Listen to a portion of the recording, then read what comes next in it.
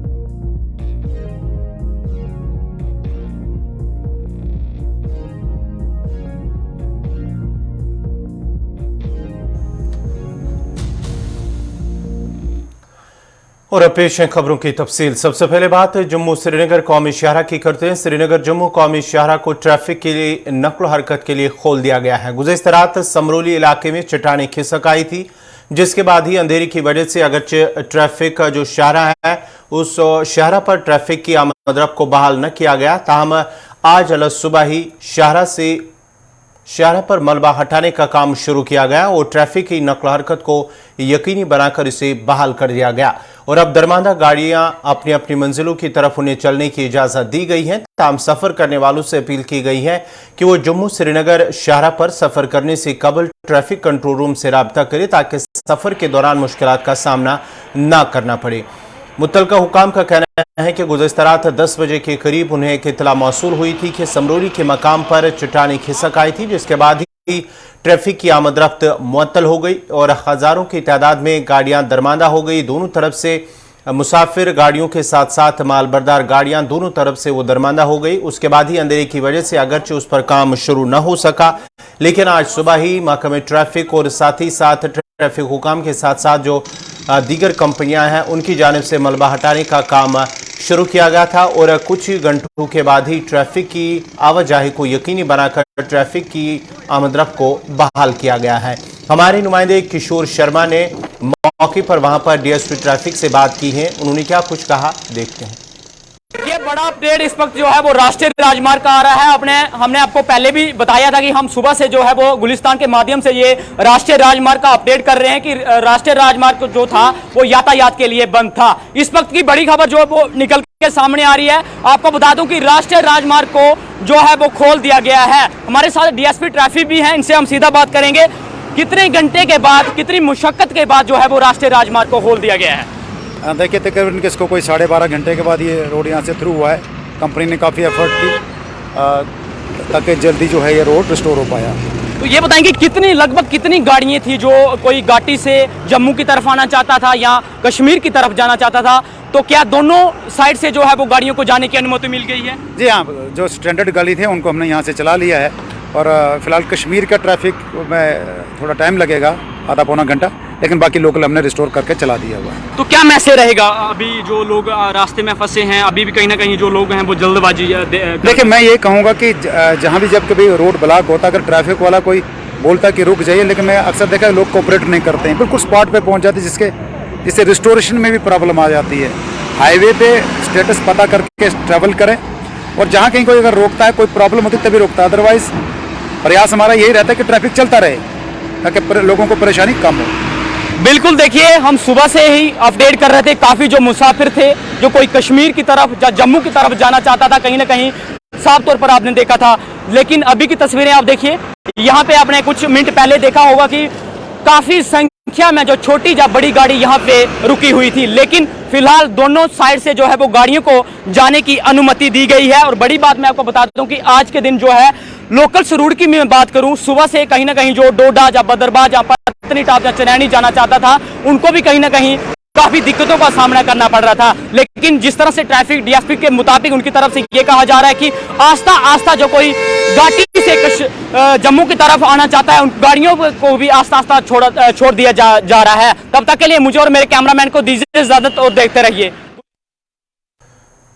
तो नाजरीन, जहां हम जम्मू कश्मीर की बात कर रहे हैं तो जम्मू कश्मीर के हवाले से एक और बड़ी खबर इस वक्त जम्मू कश्मीर के lieutenant governor LG Manoj Sinha Jammu में खिताब कर रहे एक प्रोग्राम के सीधा लिए चलते हैं आपको जम्मू, जहां से एलजी मनोज सिन्हा इस वक्त बात कर रहे हैं।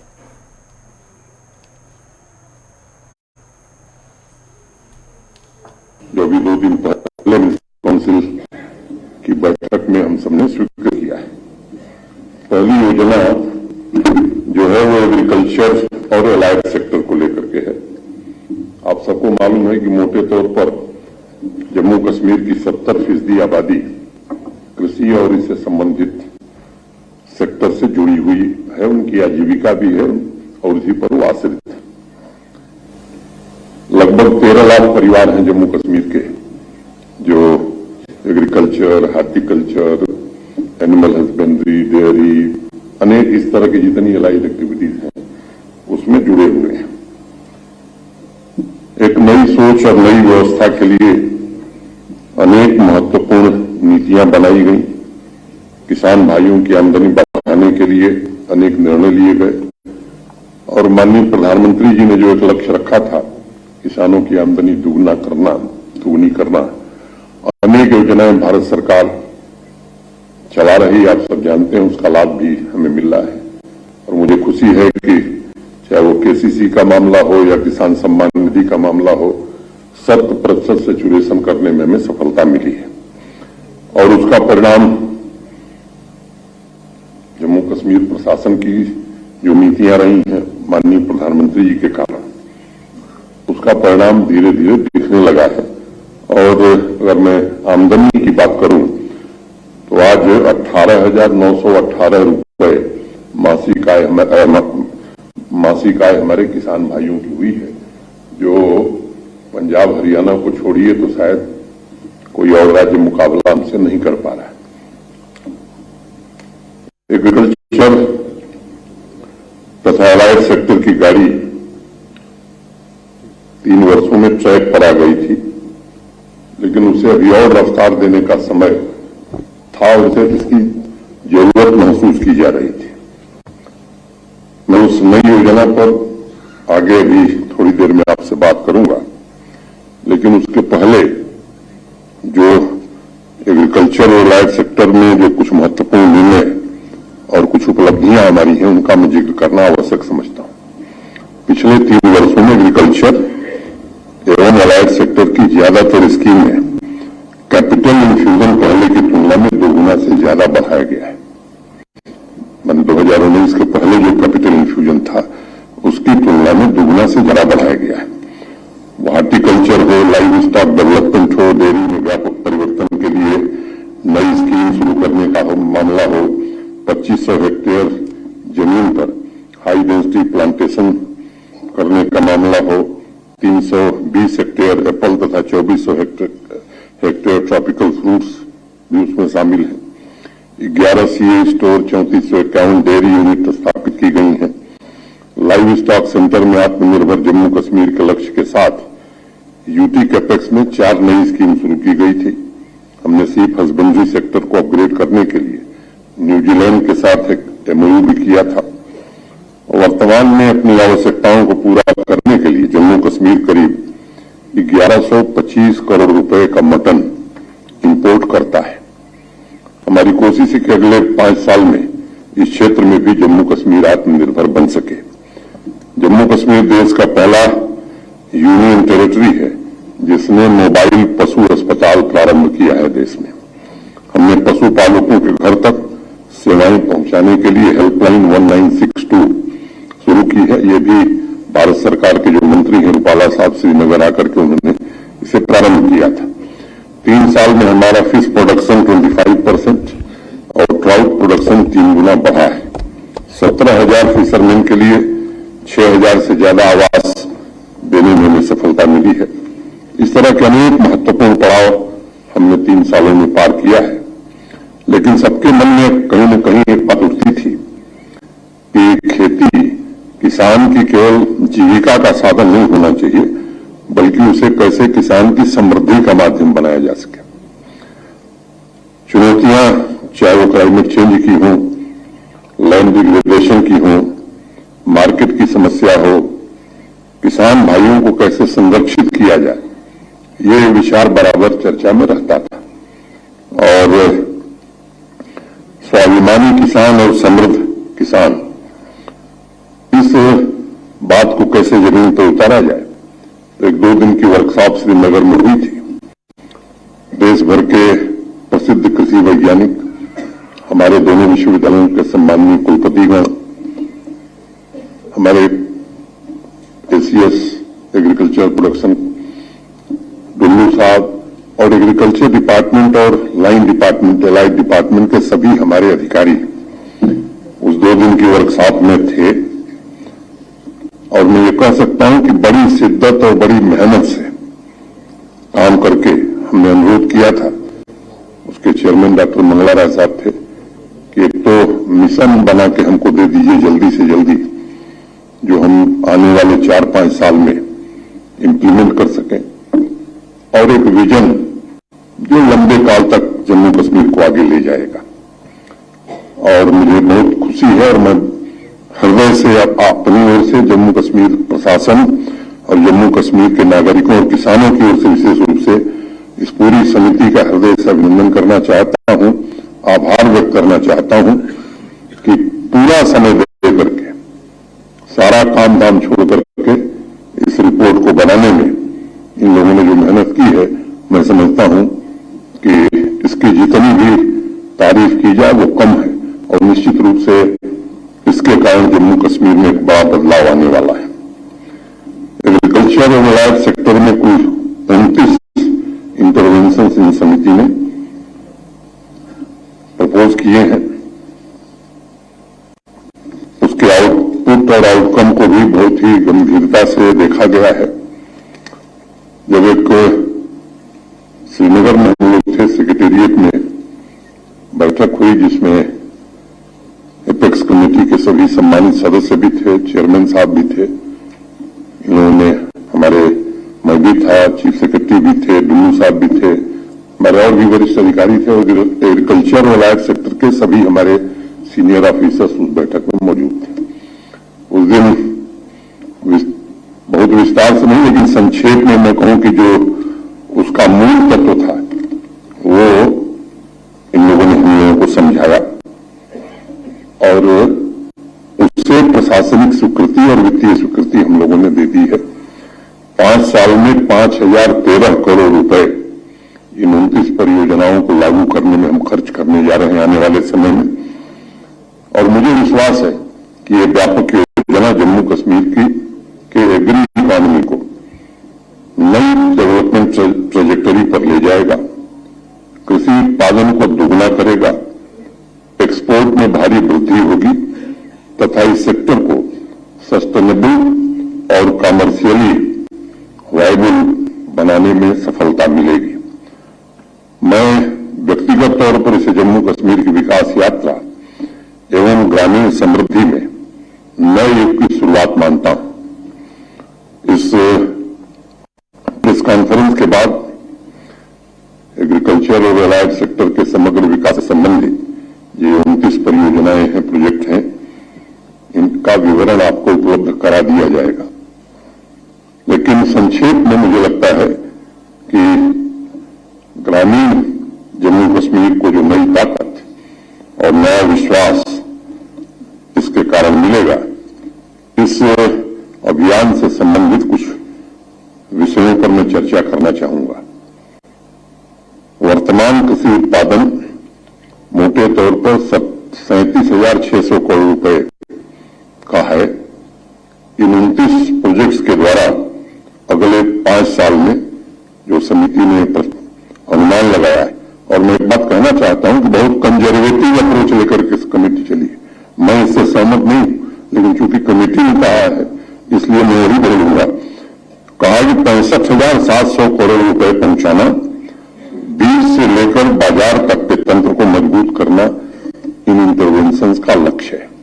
मैं निजी तौर पर अगर मैं कहूं तो मुझे लगता है कि इससे 10-15 हजार करोड़ ज्यादा ही हमारी आमदनी बढ़ने वाली है, लेकिन क्योंकि समिति ने कहा मैं इसलिए फिगर वही कोट करूंगा।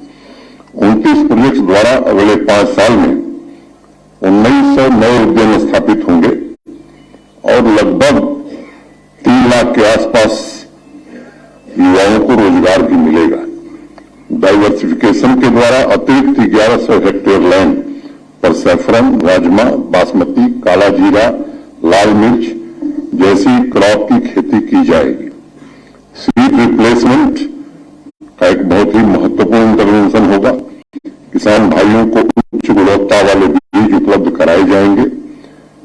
5182 नई प्राइवेट और पब्लिक नर्सरी और 44 सीड विलेज स्थापित किए जाएंगे।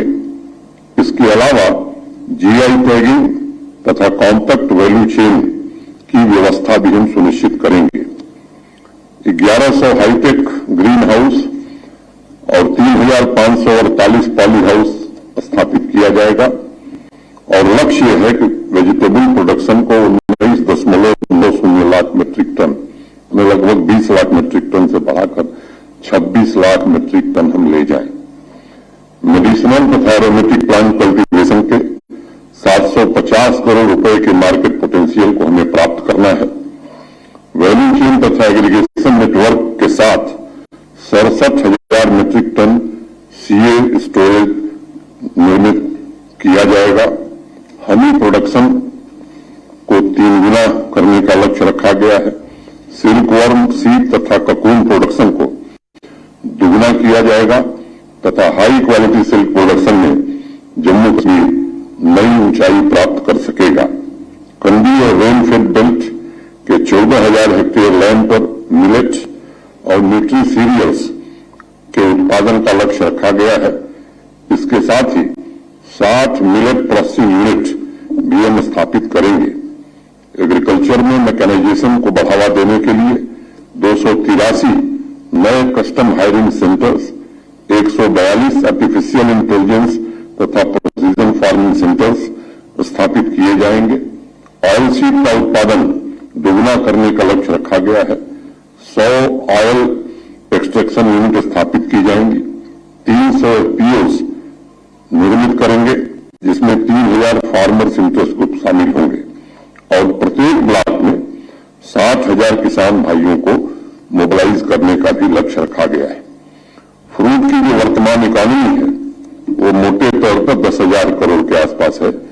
इसे बढ़ाकर 15,000 करोड़ के ऊपर ले जाने का लक्ष्य रखा है। प्रोसेसिंग सेक्टर को नया सामर्थ्य मिले 17 जिलों में 7 प्रोडक्ट क्लस्टर स्थापित किए जाएंगे। मिल्क, वॉलनट, मीट, वेजिटेबल तथा बासमती राइस के 5 मेगा क्लस्टर स्थापित करने का भी लक्ष्य है। हर क्लस्टर पर 50 करोड़ रुपए खर्च किए जाएंगे। इसके अलावा 25 करोड़ रुपए की लागत से चेरी का मिडी क्लस्टर तथा 12.5 करोड़ रुपए की लागत से ट्राउट का एक मिनी क्लस्टर निर्मित किया जाएगा। मिल्क आउटपुट को 75% बढ़ाने का लक्ष्य रखा गया है। वर्तमान में जितनी मिल्क की प्रोसेसिंग हो रही है उसका 3 गुना से ज्यादा अगले 5 वर्षों में प्रोसेसिंग हो इसको किया जाएगा। 500 विलेज लेवल कलेक्शन यूनिट और 50 बल्क मिल्क चिलर्स स्थापित किए जाएंगे। डिसेंट्रलाइज डिसीजन मेकिंग के लिए पंचायतों में 2000 किसान खिदमत सेंटर्स स्थापित किए जाएंगे जो कृषि विज्ञान केंद्र, लाइन डिपार्टमेंट तथा कृषि विश्वविद्यालयों के साथ मजबूत संबंध स्थापित करेगा। जो हमारे स्टूडेंट्स हैं खासतौर से एग्रीकल्चर यूनिवर्सिटी में पढ़ रहे हैं उनको भी हम किसानों के साथ, समाज के साथ जोड़ करके उनकी क्षमता का भी पूरा उपयोग हम कर सकें, इसकी भी व्यवस्था इसमें की जाएगी। आज सबसे बड़ी चुनौती स्मॉल तथा मार्जिनल फार्मर्स को गरीबी के चक्र से मुक्ति दिलाना है। ये सभी 29 प्रोजेक्ट्स जम्मू कश्मीर के लगभग जितने भी मार्जिनल मार्जिनल फार्मर्स है, एक अनुमान है कि 2.62 लाख मार्जिनल फार्मर हैं, उनके जीवन में एक बड़ा बदलाव लाएगा और 13 लाख किसान परिवारों को आर्थिक सुरक्षा भी प्रदान करेगा, उन्हें आत्मसम्मान भी देगा, उनके आत्मविश्वास एवं उनके स्वाभिमान को नई सामर्थ्य भी देगा। मित्रों, व्यवस्था में बदलाव के साथ साथ सामाजिक जीवन में भी बदलाव आवश्यक है और ऐसे ही दो और एम्बिशियस कार्यक्रम मैं आपके साथ साझा करना चाहता हूं। एस्पिरेशनल जम्मू कश्मीर का जो प्रतीक बनेगा, गांव और शहरों में सामान्य नागरिकों के लिए अच्छी व्यवस्थाओं के सपनों को पूरा करेगा। पहला निर्णय किया गया है एस्पिरेशनल टाउन डेवलपमेंट प्रोग्राम। ये एडमिनिस्ट्रेटिव काउंसिल ने इसे मंजूरी दी है।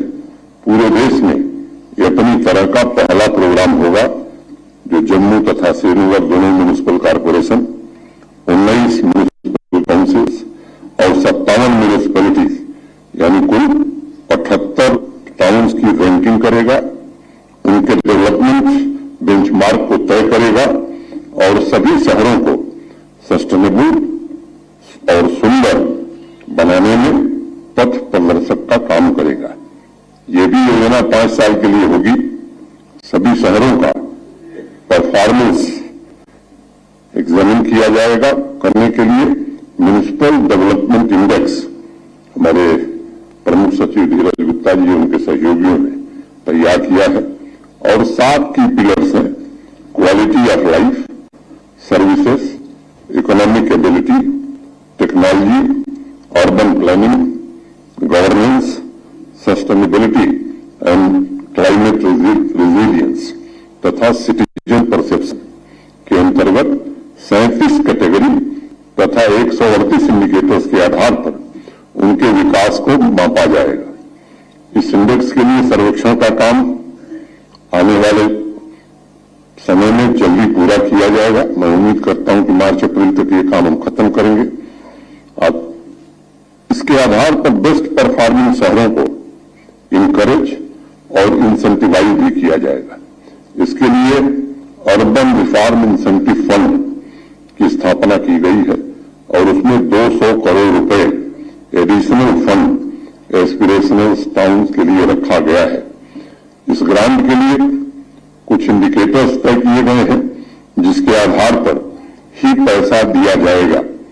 एस्पिरेशनल टाउन के कार्यान्वयन के प्लानिंग, मॉनिटरिंग तथा डेवलपमेंट डिपार्टमेंट के अंतर्गत प्रोजेक्ट मॉनिटरिंग यूनिट की स्थापित की जाएगी। IT department municipal development index के प्रोग्राम को मॉनिटर करने के लिए डैशबोर्ड स्थापित करेगा। सभी डीसी डिपार्टमेंट के हेड के साथ मिलकर एस्पिरेशनल टाउन डेवलपमेंट प्लान तैयार करेंगे, जिसके द्वारा हम स्पीडी डेवलपमेंट के लिए योजनाओं के कन्वर्जेंस पर विशेष रूप से ध्यान केंद्रित करेंगे।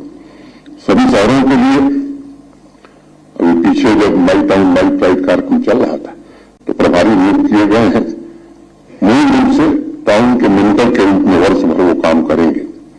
हमारा लक्ष्य है कि अगले 5 साल में जम्मू कश्मीर का हर शहर आदर्श शहर हो, नागरिकों को सभी सुविधाएं उपलब्ध कराकर उनके जीवन स्तर को ऊपर उठाया जाए। मित्रों, इसी तरह एस्पिरेशनल टाउन की तर्ज पर ही गांवों तथा ग्रामीण नागरिकों की दिशा और दशा बदलने के लिए जम्मू कश्मीर में एस्पिरेशनल पंचायत डेवलपमेंट प्रोग्राम को भी स्वीकृति मिली है। इस एम्बिशियस प्रोग्राम के अंतर्गत पंचायत डेवलपमेंट इंडेक्स के 100 पैरामीटर्स सभी 4291 पंचायतों के परफॉर्मेंस को इवेल्युएट किया जाएगा, एग्जामिन किया जाएगा। उसके आधार पर 285 मोस्ट बैकवर्ड पंचायतों का चयन होगा और यह प्रक्रिया भी आने वाले 3 महीने में पूरा करने की कोशिश की जाएगी। मोस्ट बैकवर्ड पंचायत का चयन करने के लिए 100 पैरामीटर्स 9 सेक्टर्स से लिए जाएंगे: agriculture and allied activities, health and nutrition, education, rural development, sanitation, individual beneficiary oriented schemes, skill development, basic infrastructure, environment and good governance, इन सभी 285 एस्पिरेशनल पंचायतों का विकास डिस्ट्रिक्ट, यूटी तथा सेंट्रली स्पॉन्सर्ड स्कीम के कन्वर्ट।